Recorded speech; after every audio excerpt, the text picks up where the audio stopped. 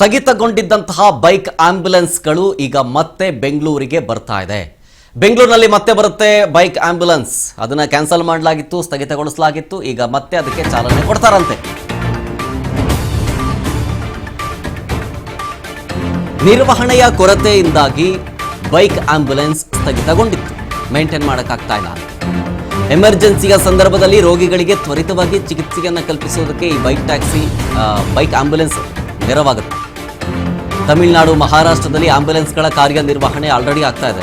2015ರಲ್ಲೇ ಕರ್ನಾಟಕದಲ್ಲಿ bike ambulance ಅನ್ನು ಪ್ರಾರಂಭಿಸಲಾಗಿತ್ತು. ರಾಜ್ಯದಲ್ಲಿ ಬೈಕ್ ಆಂಬ್ಯುಲೆನ್ಸ್ ಸೇವೆ ಕೂಡ ಯಶಸ್ವಿಯಾಗಿತ್ತು. ನಂತರ ಬೇರೆ ಬೇರೆ ರಾಜ್ಯಗಳಲ್ಲೂ ಕೂಡ ಈ ಸೇವೆಯನ್ನು ಪರಿಚಯಿಸಲಾಗಿತ್ತು. ಆಗ 30 ಬೈಕ್ ಆಂಬ್ಯುಲೆನ್ಸ್ಗಳನ್ನು ಪ್ರಾಯೋಗಿಕವಾಗಿ ಪರಿಚಯ ಮಾಡಲಾಗಿತ್ತು.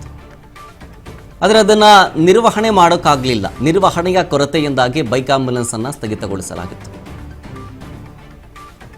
ಇದಕ್ಕೆ ನರ್ಸಿಂಗ್ ಪದವೀಧರರನ್ನು ಯೂಸ್ ಮಾಡಿಕೊಳ್ಳಲಾಗುತ್ತೆ. ಈ ಬೈಕ್ ಆಂಬ್ಯುಲೆನ್ಸ್ ಸೇವೆಗೆ ನರ್ಸಿಂಗ್ ಓದಿರುವ ಪದವೀಧರರನ್ನು. ಏನೆಲ್ಲ ಇರುತ್ತೆ? ಗ್ಲೂಕೋಮೀಟರ್ ಇರುತ್ತೆ, ಆಕ್ಸಿಜನ್ ಸಿಲಿಂಡರ್ ಇರುತ್ತೆ, BP ಪರೀಕ್ಷೆ ಮಾಡುವಂತಹ ಒಂದು ಕಿಟ್ ಇರುತ್ತೆ.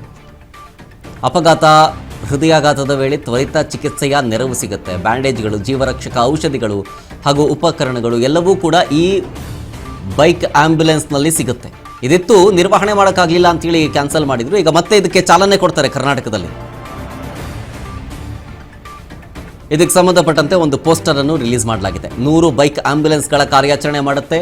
ಆ 100 ಬೈಕ್ಗಳ ಆಂಬ್ಯುಲೆನ್ಸ್ಗಳನ್ನು ಯೂಸ್ ಮಾಡೋದು ನರ್ಸಿಂಗ್ ಪದವೀಧರರು.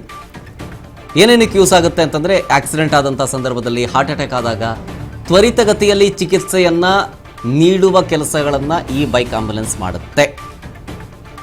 ಆಮೇಲೆ ಬೈಕ್ ಆಂಬ್ಯುಲೆನ್ಸ್ನಲ್ಲಿ ಏನೆಲ್ಲ ಇರುತ್ತೆ ಅನ್ನೋದನ್ನು ಕೂಡ ಅದೇ ಒಂದು ಪಟ್ಟಿಯಲ್ಲೂ ಕೂಡ ತೋರಿಸಲಾಗಿದೆ.